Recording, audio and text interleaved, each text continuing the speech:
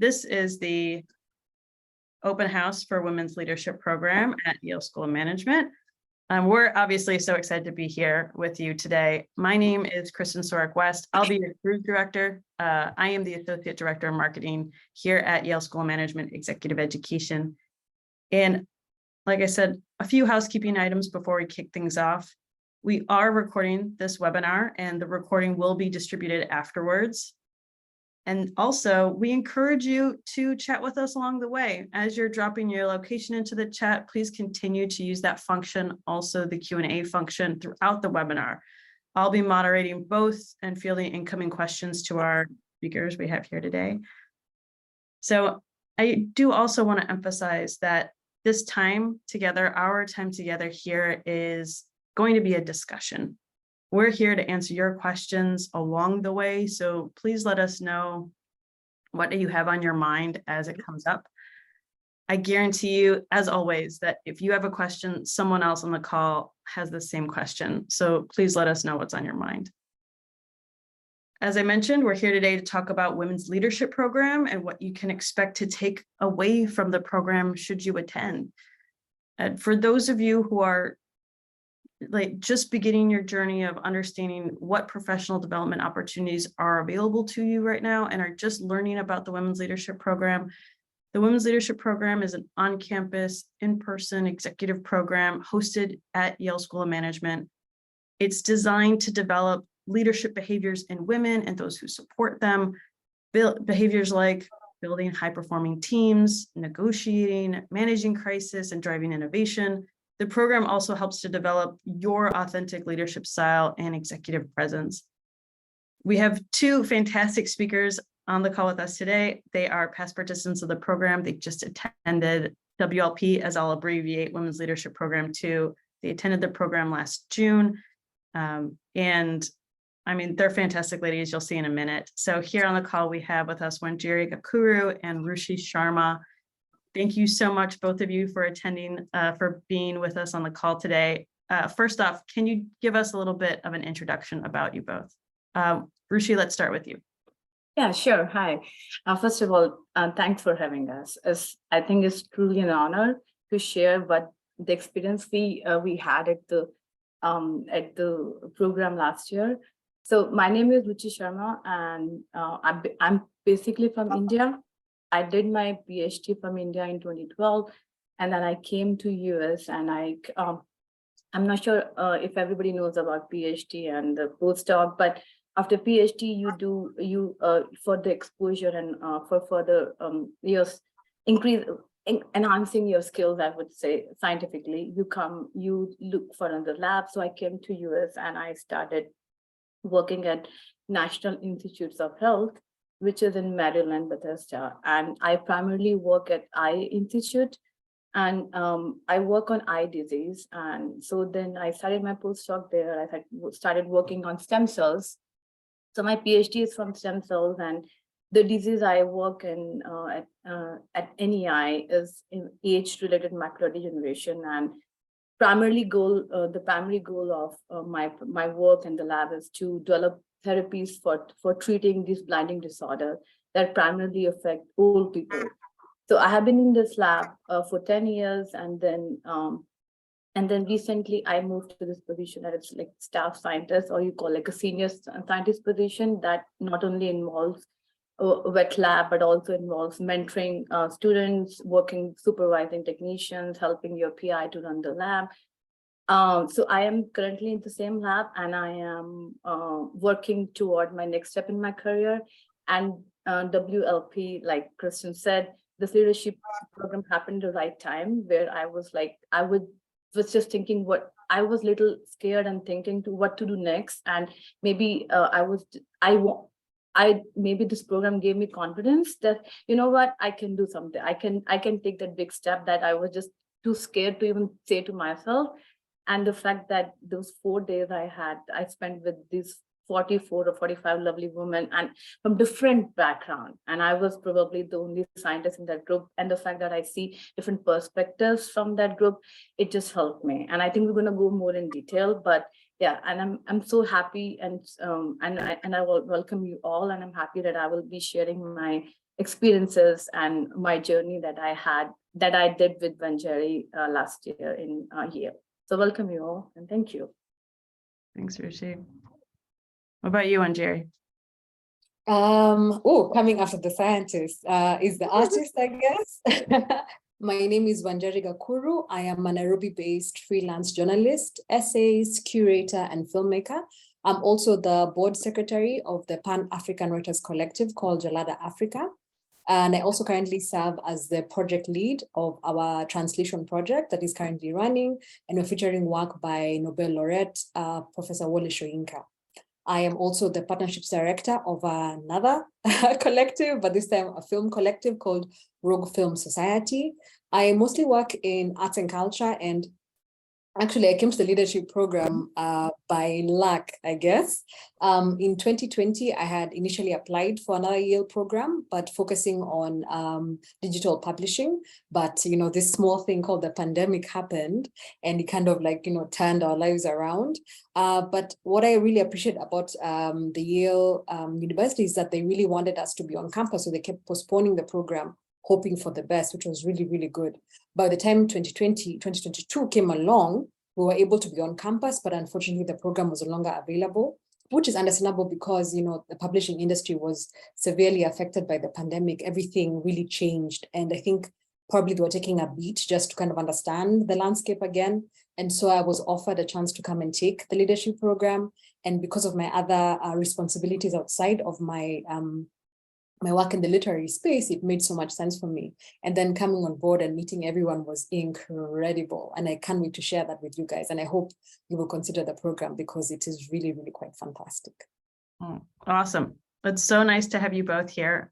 Thank you both for that background. Let's start things off. You gave us a bit about your career, like where you were at and what were you looking for. Let's dive into that a little bit more. Like what were you looking for?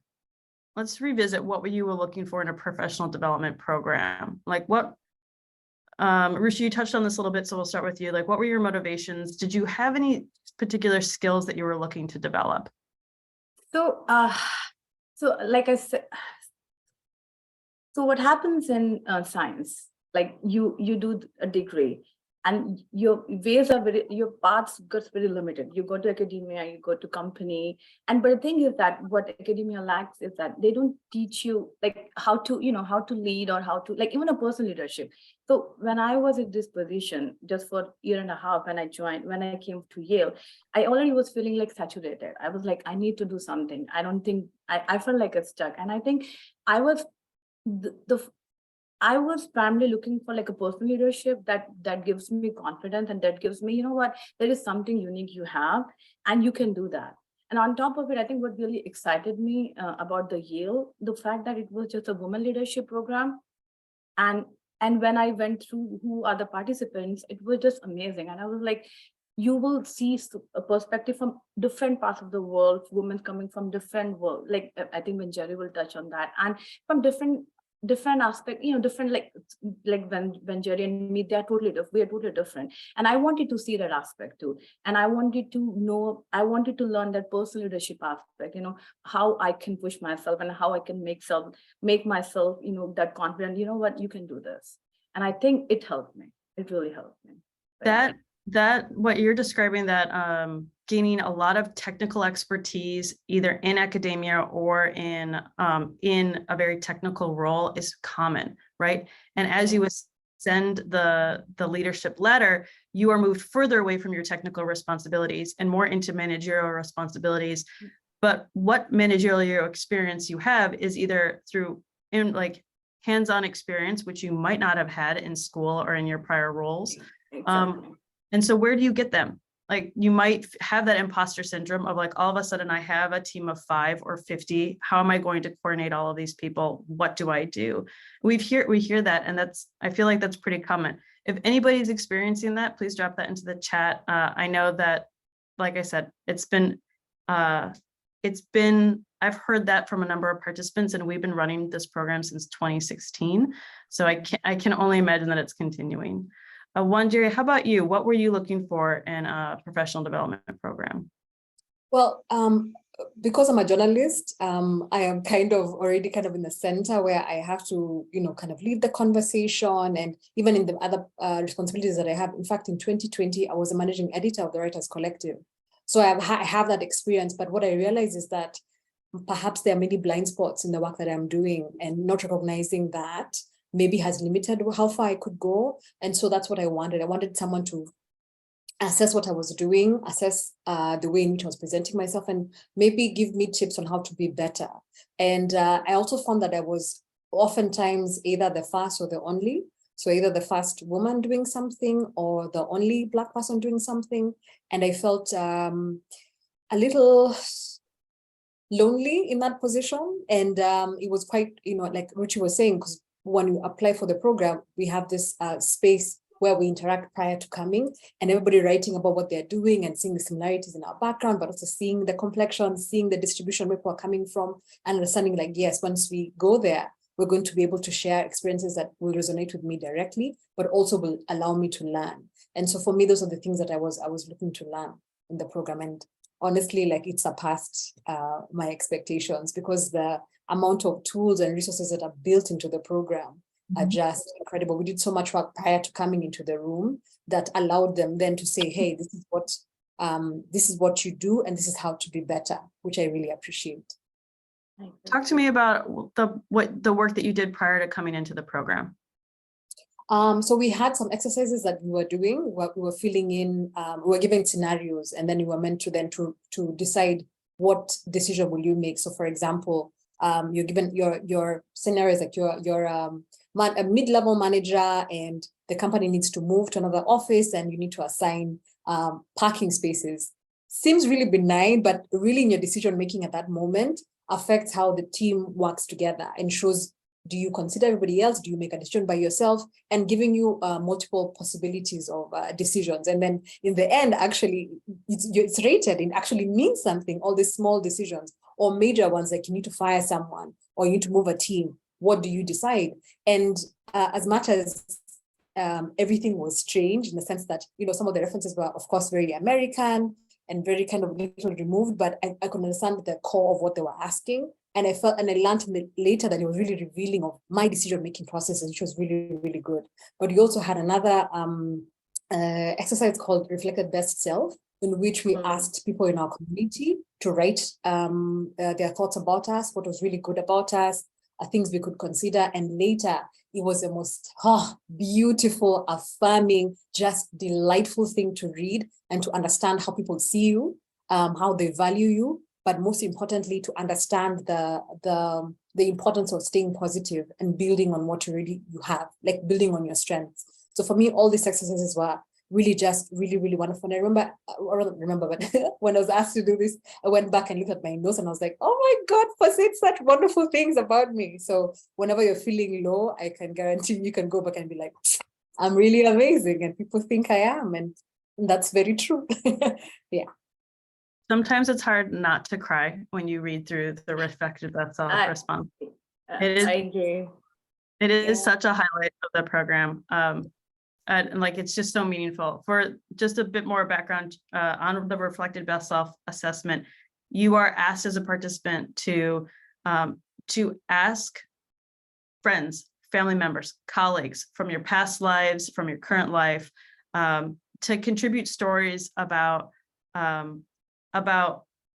who you were when you were at your best. It could, and it doesn't have to be leadership related. It's just who you were as a person, your authentic, your true self, who you were when you're at your best. And what you do is you go through and you pull out the key themes, so you can begin seeing just exactly who you are at your core and begin to hone in on those strengths for you. Wanjeri, we had a wonderful question in the chat about, did you feel like this program assisted you with how you addressed your inequities as a leader? Do you feel like, talk to us more about that? I actually brought that because I knew someone would ask that. It's like I knew. So, so remember that I mentioned that we were given a series of scenarios and you make decisions. And so literally, like, it's a scientific method of assessment, like with graphs and everything, guys. And what was interesting is that they rated your response versus your group, literally the people who were in the room with you, and then also a select group that, what do you call, a control group, I think, of managers at the same level asked to make the same decision, and then you're kind of rated there. Now, it's not about whether you are, how you come across with this individual, it's just that particular decision-making processes are better than others, and you literally get point-on-point analysis that this, actually, let me read, if you may allow me. I was going back and I did well, guys. I did well. That's why I'm very proud to share.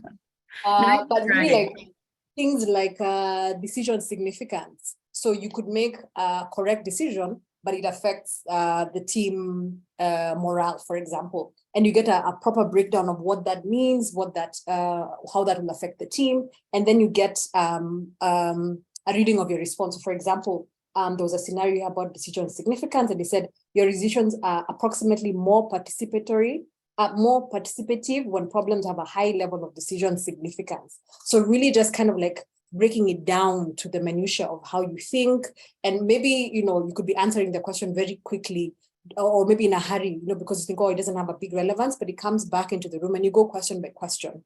And I think what's good is that that's not the only exercise you have that reflects your decision-making styles. You also learn what is your listening style. Do you listen more? Are you somebody who's like quick to give responses? So all of these things cumulatively allow you to have a picture of who you are. And there are no, my feeling wasn't that you're being told that the way you are is wrong. Everybody has a strength in the way they work. You just shown what is best practices and then pick and choose what makes sense to you. For me, that's what's good. There's no feeling of there's something wrong with you and need to be better. It's really just self-assessment, but now with as many tools as you need to do that with. Ruchi, did you want to say anything? Yeah, no, I think the like Wanjeri said, the best part of the program was that it helps you see your uniqueness. You know, like there's nothing wrong and right. You got to find what works for you. For example, like the decision-making thing, that you can be autocratic depending on which situation you are in. You can be like, it can be a group decision also. So like, you know, it says there's nothing wrong and right. This program helps you to find what works for you and what are the unique qualities that you have that you can harness on. And the one thing I really liked about that Wanjeri touched on, how like listener, I think that helped me a lot, because I did realize that I have a team. I work with a team. I did realize that I was not being a good listener when I was working with a team, and I realized that where I was lacking. And going through that exercise and just, you know, listening is one thing, understanding is one thing, and responding another thing, right? And that program helped me. And I was like, you know what, and I had a really bad habit. I would interrupt people so often. And I think what this program helped me is like, at least it made me self-aware that I was doing it. So now if I do it, I say, I'm sorry, I apologize, I interrupted you. You know, so I think these little things that helps you, that you learn through, not just from the classes, but also from different people you meet in the group. Everybody comes with their own journey, with their own struggles, with their own perspective, and you learn so much from them. And you were like, you know, you sometimes you feel like you are going through a lot, but when you hear other people's story, that it gives you so much of confidence. You're like, oh, they can do it, I think we can do it too. So yeah, I think I debated so much, but yeah, I just like there's so many No, it's all connected. There's so many questions popping up. There are lots of questions, and I'm going to group some of them together to get into the response. Before I drift too far away from this topic, I posed the question about leadership inequities, and the person who posed it in the chat clarified that they were describing racial inequities. So like dynamicing, that's not a word, navigating those issues in the workplace in yourself. Did the program assist you in any way with that? I would say, yeah, no, I think one thing that, so there's one thing before you even can do anything about inequity is that you understand what actually, if you are, you know, you need to understand your behavior also. You know, sometimes we do things, we're not even aware of it. And I would say that at least attending this program, it helped me. Maybe I was doing something that I was not doing intentionally, like, like racial, like, and I think this program helps you understand that. And then we had a class of, the last day we had this class with the wonderful lady on the community development, how each of us can bring together and help everybody motivate and, uplift them. I think that session was very, very amazing. I don't know, like, I don't know how, like, I don't know how specific I'm going into the racial inequity, but I think what has helped me, it has motivated, it has made me aware that there is something I can do, that I can help others, or women or anybody, help them motivate, or share my failures or share my experiences with them, that can help them to go through what they might be going through in their life, that I already had experience. So I think that helped, that aspect I did gain from the meeting. And I think Wanjeri can add more. Yeah. Now I feel like I want to hear the question again with this new caveat, just so that I can make sure that I respond correctly. What's nice is actually, so we have so many questions coming in. Jamie, I have your name. I'll follow up with you separately and we can discuss more, because we are getting a lot of questions coming in. I just want to make sure that we have enough time to get to all of them. I will say quickly that we do have at Yale and elsewhere, there are programs that specifically address diversity, equity, inclusion. So if that is a priority for you in your leadership development, we can talk more about that. And I can certainly point you to additional resources. There are other programs hosted by other schools, other types of organizations to address specifically that, because it is critical. And I do want you to know that there are resources out there for you. A couple questions that have come up relating to camaraderie. They're looking for, people are either a woman alone, or a person who identifies as a woman alone in their workplace, or maybe they just don't have that community around them. Yeah. What has this program done for you in that regard? Oh, I'm very lucky to be going fast because I know Ruchi has a lot to say about this. One of the things that I found to be so wonderful was the fact there was an immediate sense of sisterhood. I think it was firstly coming out of the pandemic, it was the first gathering, and we were so excited to all be together in person. I mean, of course, we were taking every precaution and taking COVID tests and all of that, and wearing masks when we needed to, but being together in the room together was so incredible. The energy was so good. And then one of our colleagues wasn't able to get a sitter for their dog, so the dog was in the room with us. It was so adorable. It was just a great energy, really, honestly. Such a great feeling of camaraderie. And in fact, we created Ruchi created a WhatsApp group for us. And I just want to read just very quickly I think we were about 17 or 18 countries, you say, but we had people from Argentina, the US, Colombia, Ecuador, British Columbia, but in Canada. We had people from Mexico City. We had my beautiful colleague, Latoya from Jamaica, and myself from Nairobi. And this is just a small sampling. I don't know if we put all the group details at the top, but we've been able to maintain this sisterhood beyond the session together. I got a mentor from this process. I meet with her every month ever since the program ended. One of my colleagues was in Nairobi on holiday. We hung out together. I've been seeing in the group who are meeting beyond, just being in a group together virtually. People are still maintaining these connections. People have LinkedIn connections. Every kind of connection that's possible and useful, people have been exploiting. But really, when we were in the room together, there was no sense of hierarchy. We were all there to learn. Yeah. That was the energy that we got. We were there to learn. We were empowered to think together as a group. We were sharing stories, battle stories from the field, or asking questions of clarification when someone says something or the facilitator says something. There's a great feeling of, honestly, sisterhood, and it remains to this day. And maybe it's who we are, or maybe it was the fact that it was a women's program, because I also had, because remember I said I had applied for a different program that was kind of general and about publishing, and then here I am in a very gender focused program. And I did come with reservations. I was like, okay, it's gonna be a women's thing, women together.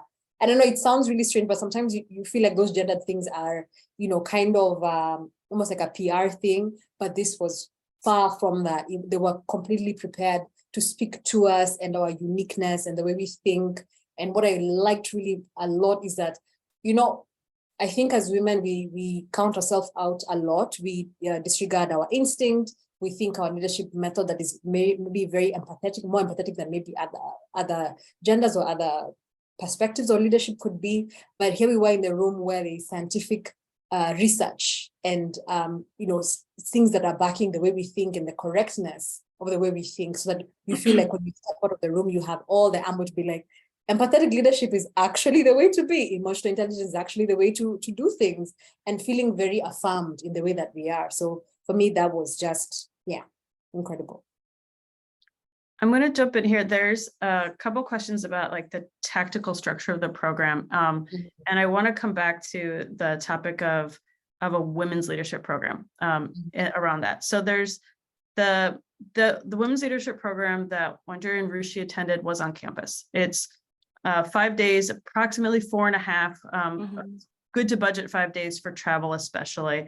You're on campus, you're in the classroom, approximately 8 hours a day. There are breaks we are adult learners here, and we can only focus for so long. And so it's good for your learning to give yourself a break, give yourself time to rest and connect with your cohort. So there's breaks, there's lunches, there are dinners, and you're with your cohort for the 4.5 days on campus. We do offer a variation that is live online. Our live online women's leadership program is the same coursework, but delivered remotely, synchronously, meaning that you're going to have to tune in at a set period of time for the prescribed days to receive the coursework. There's no on-demand content.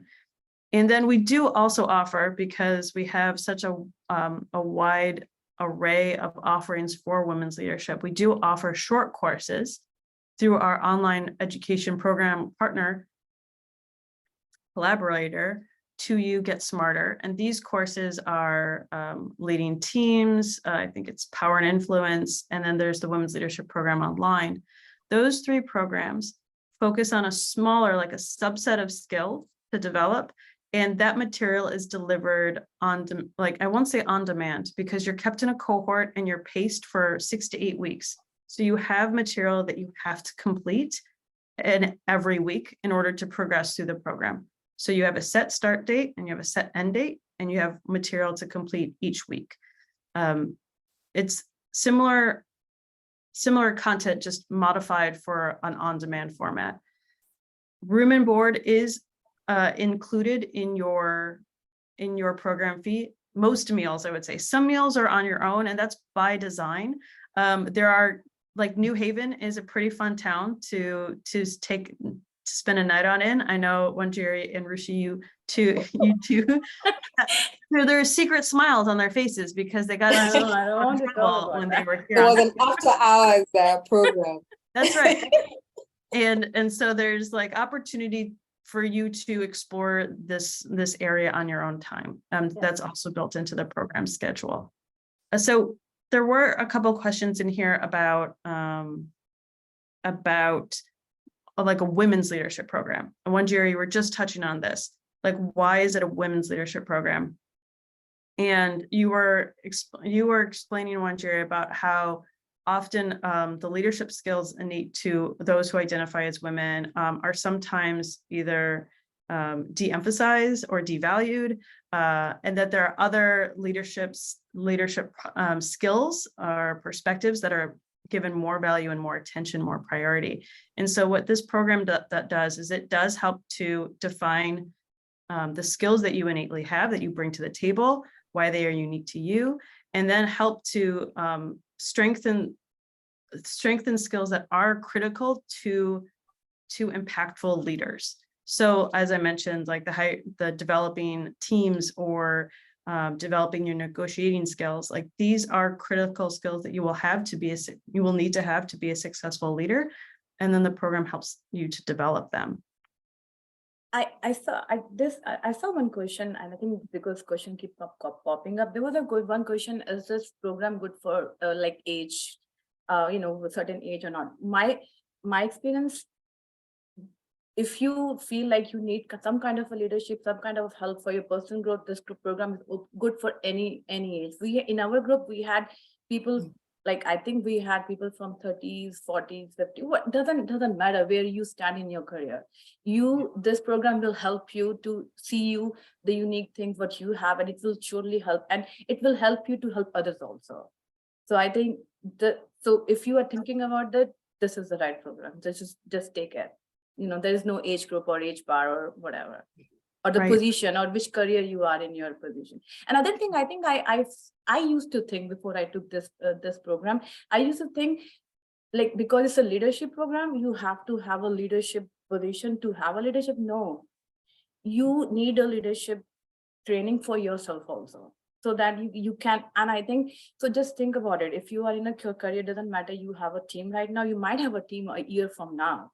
So that this program will help you to, to see how can you be a better team leader, or for your own too. So doesn't think that you need to be a leader position to have a leadership program. So that's another thing I think you guys should, that helped me. If I may also add something slightly there was the team from Canada, which was incredible because I think there were like 5 or 6 colleagues together with their leader, and they came to the program because of how they operated. They shared just the way the company operated was just incredible. So even us learning that you can have this non-hierarchical way of operating, but also just rotating leadership decisions internally, and also learning that you can apply that. So maybe you are feeling that you are in a junior position, but you feel like your company could work better and you want to get those kind of skills. How could we improve? This is a program for you.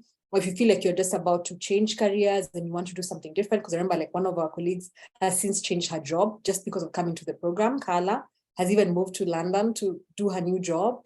And so it's if you feel like you need that extra push, or you need a bit more resources, or just like to understand, am I kind of like a temperature check, like, am I okay? Is everything as it should be? This can be the program for you. And it's really quick. It's 4 days, really, really immersive. And also, I don't know if we've discussed this yet, that aside from the general sessions in the room, we also have our executive coaching that is with a smaller group, but also we do one-on-one. And I think what's really wonderful is that, I mean, they understand that our time on campus is very limited, but the connections we make with each other are really, really important. And somebody asked, I think, about community and kind of like the alumni network. I mean, for us, we formed something very informally with the WhatsApp group. But like, as you know, with WhatsApp groups, you have to want to be in them. And it seems from the energy in there, people are sharing also like their personal lives, what they're doing. I'm aside from the, happy birthday, Merry Christmas messages, people are really saying, I'm doing this, I'm traveling here, this is what I'm considering doing. Does somebody have, can you remember what we did in this part? And just that sense of connection is what we're able to give each other. And so I would encourage you, if you're looking, if maybe where you're working right now, you don't have that sense of community or connectedness with others, I think you should consider the program. Totally agree. There's a tactical question in here I want to just answer quickly. The fee is $7,400. That does include room and board, and there are discounts, price reduction opportunities for those who are affiliated with nonprofits, those who are affiliated with the Yale community, those who are in a small group. Wanjeri, you mentioned that there was like a 5-person group from a Canadian organization. There's an opportunity here, yes. Like if you are in a larger organization where 3 or more of you can attend, you'll receive a reduction in your program fee.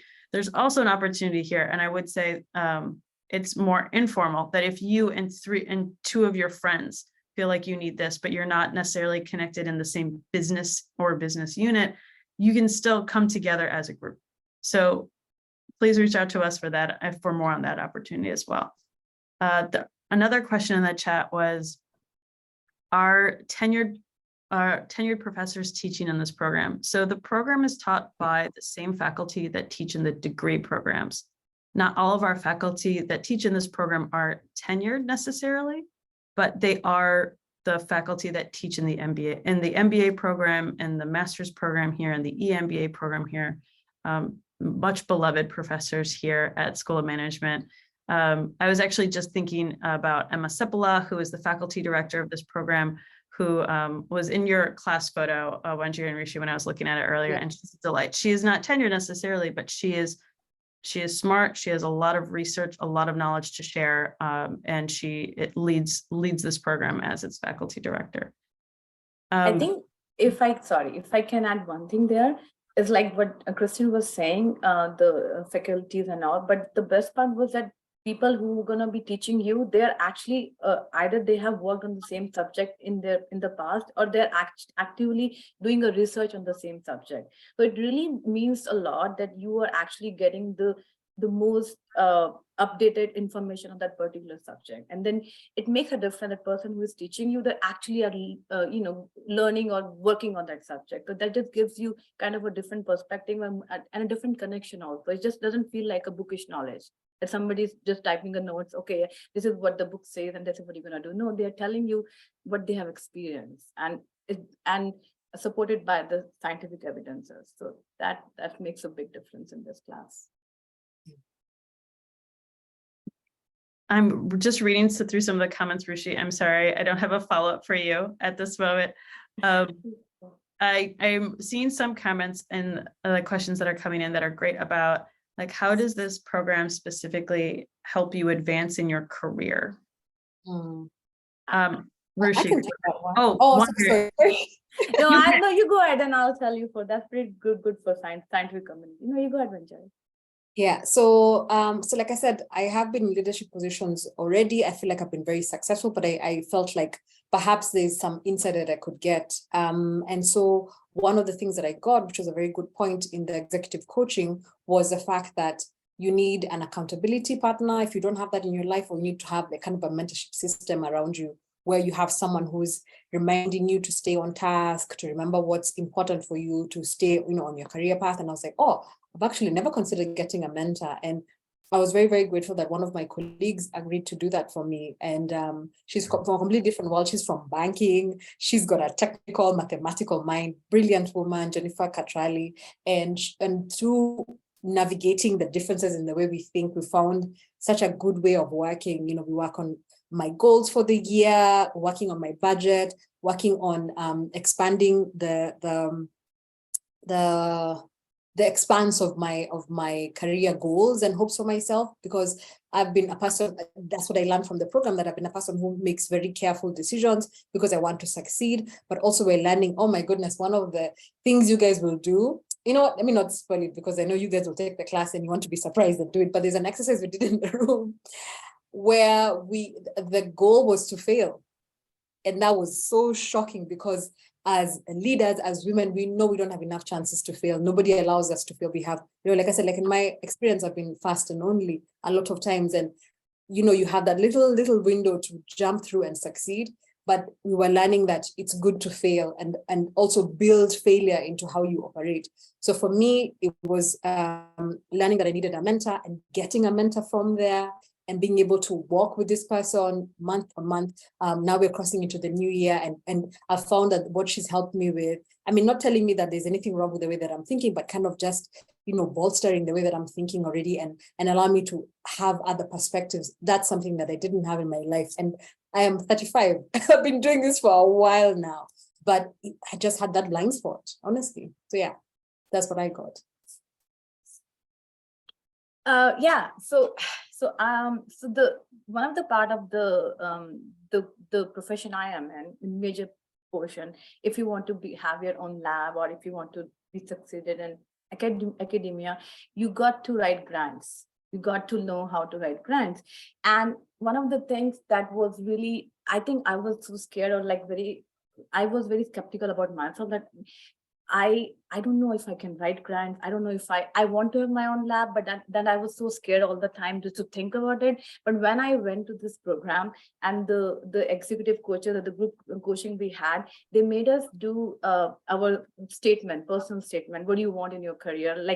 And the fact that I wrote that, and I spoke it in front of 5 people, and I felt so vulnerable and weak that time, because I was like, maybe I was still not confident, but I said that in front of them. And after 6 months, I wrote 2 grants. I submitted my 2 grants, and I'm hopeful, and I'm working on my application, and I'm like, I feel confident. Like, you know what? I think I can get my labs. So that little exercise that I just exposed myself, and that just gave me confidence. There's nothing else I did. There's nothing extra classes I took. So, and then I wrote my application, and I'm like, so yeah. So I'm like, you know what? It helped me in this way. This is, yeah. So I will be Wow. always very grateful.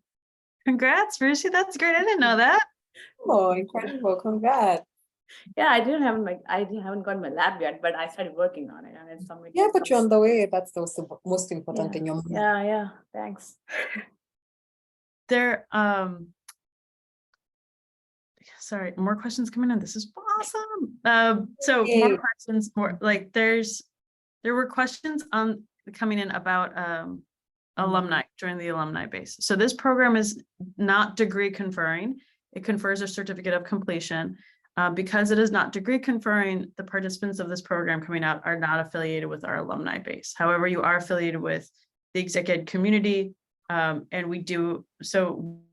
we host community events. We make sure that you have that you feel that you're a part of our group, that we're sharing like SOM resources with you on an ongoing basis. And then as you're hearing from Wanjeri and Ruchi, there's opportunity for the cohort to stay together too. So there's opportunities to stay connected with Yale and one another after you leave the program. There are also questions coming in about how do I promote my new skills post-program? What a great question. So I have seen this come through in a number of different ways. Obviously, I'll list it on resumes, listed on your LinkedIn profile, promoting it on your public facing feeds. Maybe that's a website, maybe that isn't LinkedIn, maybe that's making it as a part of your bio when you go to deliver your next speech. If you're working or trying to position yourself as a speaker in your particular space, that is a way to overtly demonstrate, like attribute your background, your skills that you've gained. I think there's probably much more subtle ways of expressing that you've gained additional experience and expertise. Like what Ruchi, you were just saying, like you had more confidence coming out of the program to pursue grant writing.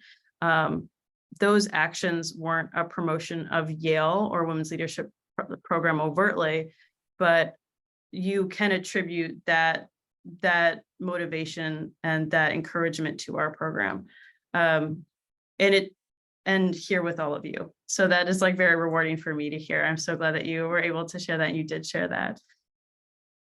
So what other, if I may add to that, I don't know if maybe staying within the same question. So I work as a freelance writer, so I'm always applying for consultant positions, and it's actually worked to my favor applying with saying like, oh, last year this is what I did. It's now an image that I add into my CV, and it's actually, but oh, you went to Yale? Oh, yes, I went to Yale for 4 days, but I went, and so it does carry some weight. I think obviously the institution means something out there, and so any kind of association which is legitimately earned is good. It really does put you a little bit above the rest. Not in a braggy way, but like in a realistic way. There are after the program concludes, there isn't necessarily a WLP 2.0. That is something that I know that we're working on internally. We're very excited about that, but we have seen people be interested in our women's leadership program and then years later come and be interested in our Women on Boards program. That's very different area of focus if you're interested in serving on a board. So if you do attend the WLP program and you are interested in like advocating for like a second part to that, please let me know, because we are here to champion that as well internally, because we love the program so much and we know that there's so much more we can tackle. So a question I want to come back to is like experience required to enter the program. If that, like, what do you need in order to apply or be qualified to attend the program? We've had a few of these questions come in. Do you have to have a specific job title? Do you have to own a business? Do you have to necessarily be identify yourself as or be seen as an executive, quote unquote? This program is designed for women who are in the middle or even senior stages of their career, and they're still looking for upward growth. They're looking for upward mobility, right? So you don't have to have an executive level title. If you are an SVP, great, you should attend this program. But if you don't have that title, you shouldn't be concerned about not having that title. You don't have to have leadership and managerial backgrounds in the academic sense. You don't have to have an MBA to attend this program. You don't have to have your master's in marketing to attend this program. But what we want you to have is enough experience to be able to see at a larger picture. Going back to Wanjeri, when you were talking about how, or Ruchi for that matter, you both had technical development histories where, right, you were developing your skills as a filmmaker, you were developing your skills as a scientist, but then you gained some experience managing others. Or for that matter, because maybe some of you haven't had the opportunity to grow in a leadership role yet, and that's something that you want to do. This program can also help you gain that familiarity with those skills needed to take on more senior level responsibilities in an organization. So we don't necessarily have strict application requirements, like you have to have your 2-year MBA and you have to have 10 years of experience. Like the general rule of thumb is we say 8 to 10 years of experience. Like that seems to be enough to give you that hands-on involvement in managing large projects, managing teams, maybe helping your organization through a really, really challenging times. And so you can begin to recognize areas of opportunity for growth within yourself that you might not have really been able to have that understanding of right out of in your first job, when you're just beginning to learn the ropes of what it means to be a working professional. Yeah, definitely agreed.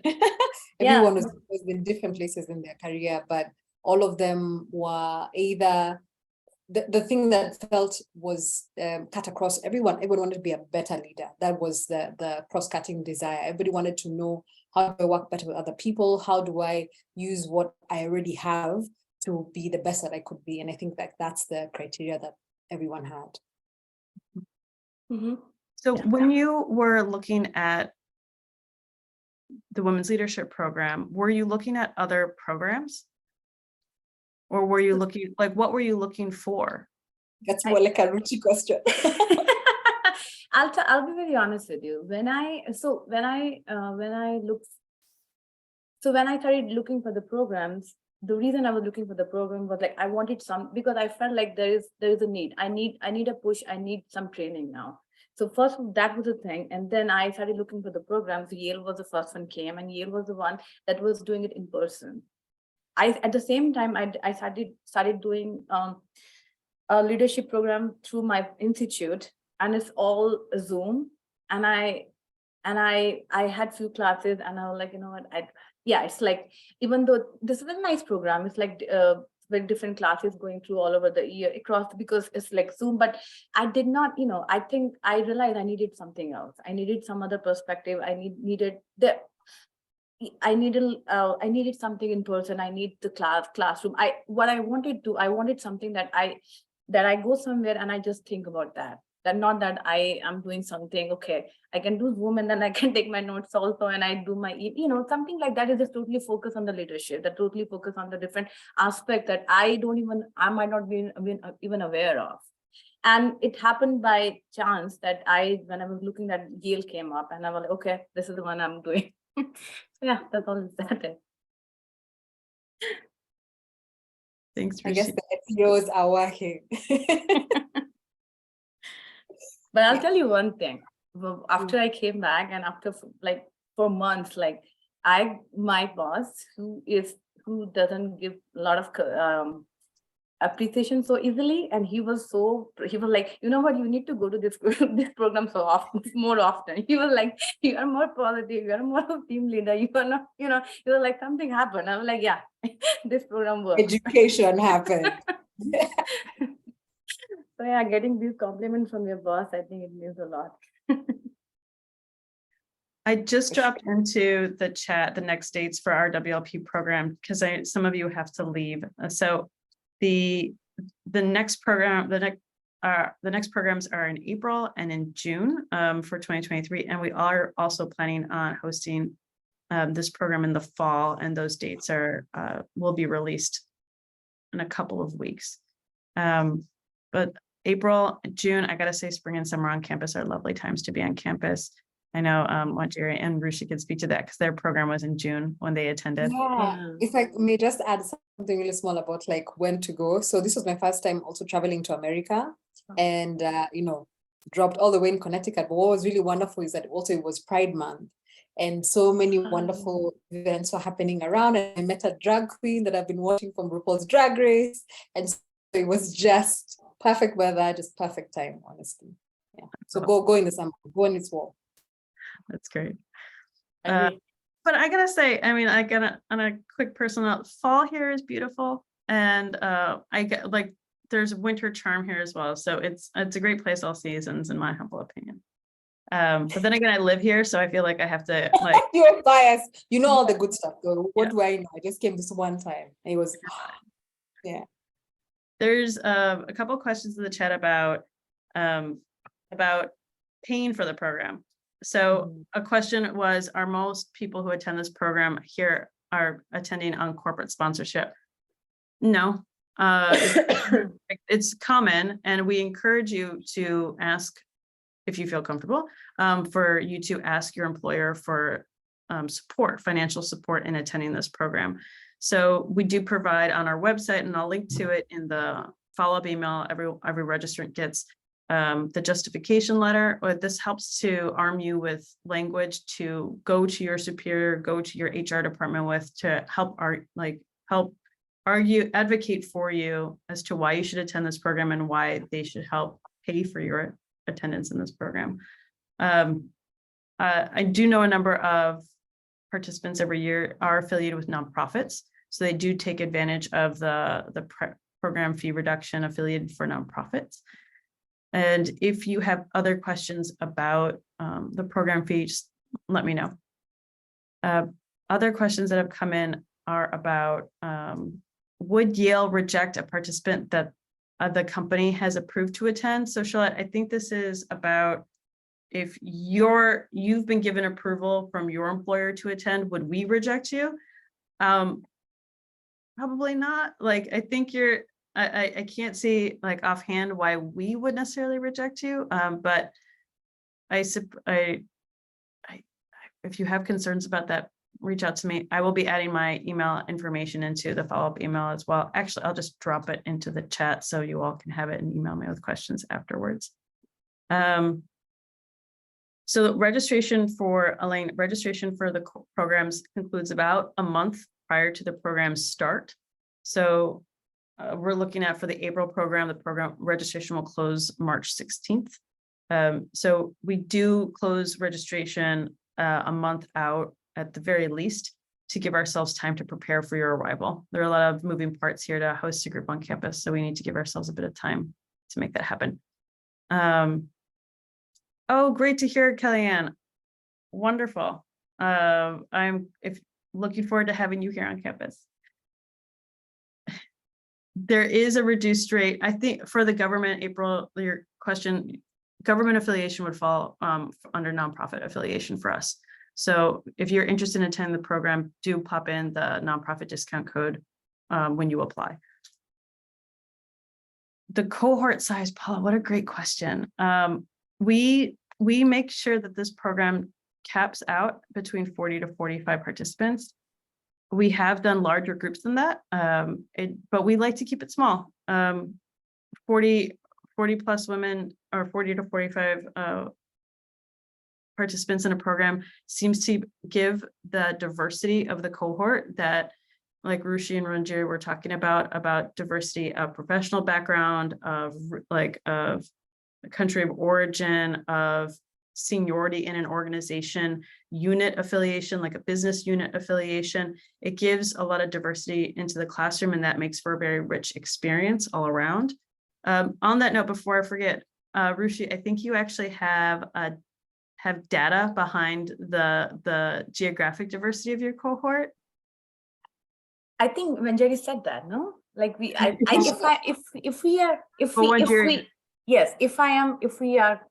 I'm not misquoting, I think we had close to 17 different countries.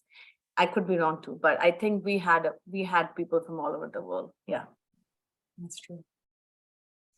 If I could add one more thing, I don't know if this is important to anyone listening, but if you're concerned about kind of like the general tone and the way things are conducted, I could say that it's wonderfully informal in the ways that you would want, where you feel like you can raise your hand and ask a question. If you don't understand something, you can share a story. You feel that's like a personal story where it's something that you're struggling with. If it's even in the moment, in the sense of like, is it connected to what has been shared, or is it just important? There's great space for sharing, which I really, really appreciate. But also it's quite serious. It's quite formal in the ways that you want it to be, where it's like, okay, this is serious. We're sitting and we're doing something. We have assignments in the evening. We need to give it tomorrow. So there's a really good balance where you feel like you're learning. It's a very much a school environment, but there's spaces where, I mean, like, that's why we're saying there's an after hours program, because we were able to, go and have dinner together, go out dancing, and feel like we didn't lose each other's respect. If anything, we became even closer. So I hope like the cohort that you have has the same kind of energy, but from the facilitators and even the support staff. Oh, please, I have to also say the support staff were really incredible. There's grammatical, I remember her surname. I think her first name is Michelle. I could be wrong. Incredible. Just there for us, just supporting us in every regard and making us really feel, safe and wanted and really full of good energy, good vibes. If that's what you're looking for, they have it totally. I will let Michelle know that you said that. Yeah, love her very much. Yeah, she was amazing. So I have a few questions coming in about the difference between the Elevated Leadership Program and the Women's Leadership Program. And I recognize that we have 2 minutes to go, and the hour at this time has flown by. So briefly, the Elevated Leadership Program and the Women's Leadership Program, there are differences in how the program is delivered and in the subject matter covered in the program.